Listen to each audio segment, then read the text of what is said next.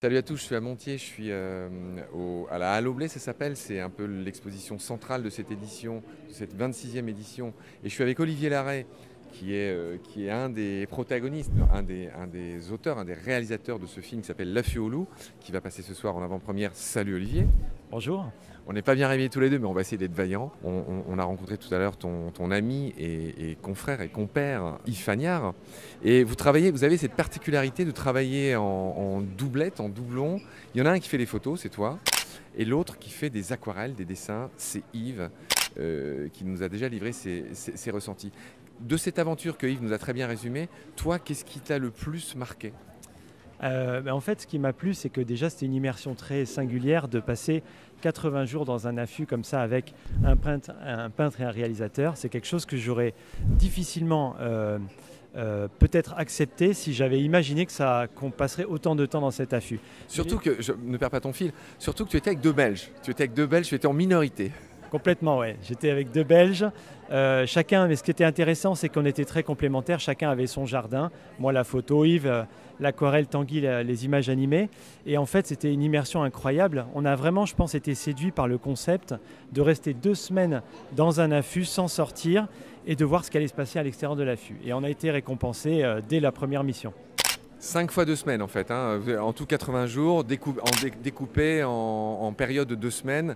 Ce qui fait que vous avez finalement eu une vision un peu stromboscopique, c'est-à-dire cette meute, vous l'avez suivi quasiment sur une génération presque, si on peut dire. Ah, même sur plus que ça, parce qu'on a eu la chance de voir les 2 générations de Louveteaux, une fois en septembre 2021 et une autre en septembre 2022.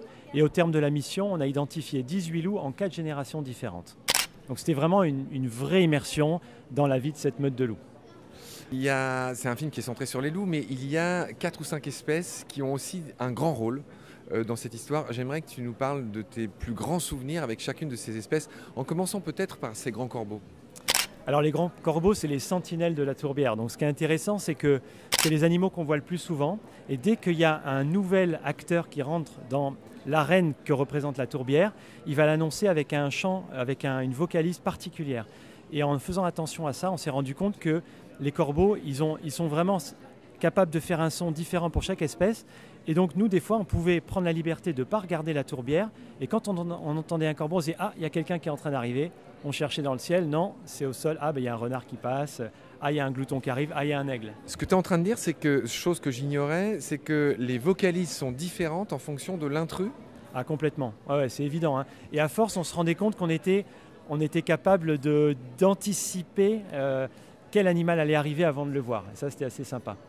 Après, évidemment, il y a eu les aventures avec les ours, donc eux qui sortent en avril, donc on ne les avait pas au cœur de l'hiver. Et on a eu quelques scènes assez saisissantes de rencontres entre l'ours et le loup. Et souvent, ce qui se passait, c'est que les loups essayaient de chasser l'ours du territoire.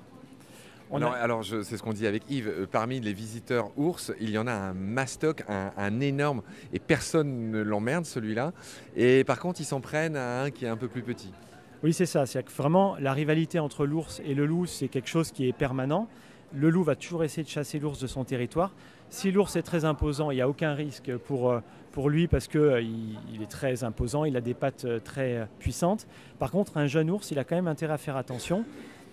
On va dire que dans le pire des cas, il va monter dans un arbre pour échapper au loup. Voilà. Mais dans tous les cas, les loups vont toujours essayer de chasser l'ours du territoire. Alors on en était à ces espèces qui ont les rôles secondaires, mais des grands rôles secondaires, hein, récompensés à Cannes. Vraiment l'animal central de ce film, je trouve, c'est presque ce glouton qui est au cœur d'une scène Le film n'est encore pas sorti, mais j'ai l'impression que tout le monde connaît déjà cette scène. Alors oui, c'est un animal incroyable. Le glouton, il faut savoir que c'est le prédateur de la taïga de la Finlande. On peut retrouver des loups un peu partout en Europe du Nord, mais aussi dans le Sud. Et l'ours, c'est pareil, hein, on en a en France, par exemple. Les 2 espèces sont présentes. Par contre, le glouton, on ne le trouve que dans la taïga. Et c'est un animal qui est très courageux. Il est impressionnant parce qu'il n'est pas très gros. Il hiberne pas, contrairement à l'ours. Il ne vit pas en meute, contrairement au loup. Et il doit vivre dans un milieu qui est quand même très difficile en hiver. Et faire face des fois au loup qui essaye de le chasser et des fois de le tuer carrément. Je glisse quelque chose qui m'interpelle que maintenant au moment de t'interviewer, c'est que le nom anglais du glouton, c'est Wolverine, du nom de ce héros, tu sais, Marvel, avec les griffes là, qui sortent de ses poignets. Et c'est drôle parce que dans Wolverine, il y a Wolf, c'est-à-dire il y a loup. C'est-à-dire que dans son nom, cet animal effectivement solitaire, très, très pugnace, il est d'une certaine manière lié au loup. Oui, en fait, je pense il a aussi ce côté assez agressif, il impressionne l'homme. Moi, très souvent, quand je présente des photos de gloutons, les gens me disent mais vous l'avez vu de près, est-ce qu'il a pas, il est très connoté, assez agressif, Les éleveurs de rennes, les lapons le détestent, hein. Il est capable de faire de l'overkilling, c'est-à-dire ce que font nos loups en France avec les brebis, c'est-à-dire qu'il s'il fait une descente dans un troupeau de rennes, il peut en tuer beaucoup, ne même pas les manger. Donc il est malheureusement tiré par les Finlandais. Complètement, oui. Ouais, c'est un animal qui a été chassé pour différentes raisons. Un, parce qu'effectivement, il s'en prenait au troupeau, et aussi parce qu'il a une fourrure qui a des propriétés exceptionnelles contre le froid. Sa fourrure ne gèle jamais, en fait. Donc les trappeurs étaient intéressés pour les propriétés de sa peau également. Donc il a été très menacé, et il y a encore 20 ans, il n'y avait que 70 gloutons environ en Finlande, et la population a plutôt tendance à augmenter de nos jours. Attends, il n'y en avait que plus que 70, et là, on en est à combien? Plus de 200? Ouais, je dirais entre 200 et 300, d'après les derniers chiffres que j'ai pu entendre. Dans toute la Finlande, tu parles pas de la Suède, j'espère? Non, toute la Finlande seulement. Ah oui, donc on a l'espoir qu'il y en ait quand même un peu plus ailleurs, en Bien Suède. sûr. Alors après, par contre, c'est une espèce qui a une aire de répartition très vaste, puisqu'on la trouve aussi bien en Amérique du Nord qu'en Europe, et jusqu'à l'est de la Sibérie. Il n'y a qu'en Finlande, dans ces coins-là, qu'il est un peu plus rare qu'en Alaska, toutes les autres régions du cercle de l'Arctique. Alors, c'est un animal qui n'est pas très commun un peu partout, quand même, sur son aire de répartition. Voilà. Par contre, elle est très vaste, donc ce n'est pas un animal menacé, déjà parce qu'il vit dans des endroits qui sont très peu peuplés, mais dans le contexte de la Finlande, mais aussi en Norvège, il est très très rare pour les mêmes raisons de chasse, comme il prédate les rennes, c'est encore pire en Norvège pour lui. Olivier, de toute façon, on va se revoir ce soir, c'est moi qui ai l'honneur de présenter votre film, mais on va finir cette petite interview, je dois te rendre à ton public, il y a 1000 personnes que tu attendent que tu fasses les dédicaces. Je voudrais juste te poser 2 dernières questions. La première, c'est, on va prendre un peu de hauteur, quelle est la question que tu détestes qu'on te pose dans ce genre de moment?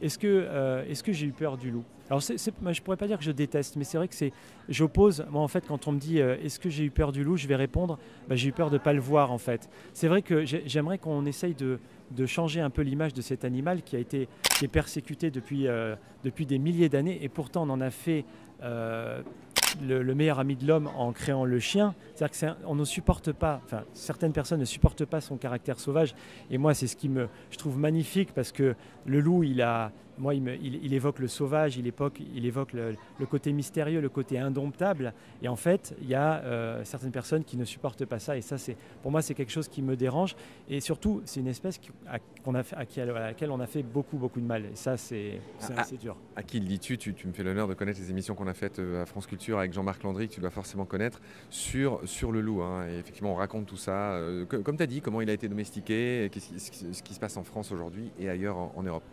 Olivier, pour finir, ma dernière question, quelle est au contraire la question qu'on ne te pose jamais et que tu aimerais pourtant qu'on te pose? Par exemple, est-ce que vous pensez que votre travail est utile pour la cause du loup? Donc c'est un thème que moi je vais essayer d'aborder, mais c'est vrai qu'on ne me la pose pas. On va prendre le temps. Est-ce que tu penses que ce que tu fais c'est utile pour la cause du loup? Je l'espère, parce que moi je suis un enfant encore dans l'âme, et moi la première chose qui m'a touché c'est une émotion avec les animaux, et j'espère, et tant que j'y croirai, j'espère que vraiment mon métier il sert à créer des émotions, à susciter des passions, que ce soit pour le loup ou d'autres espèces, et que ça peut modifier le comportement, l'intérêt pour certains animaux pas forcément connus, ou alors sur lesquels on se méprise.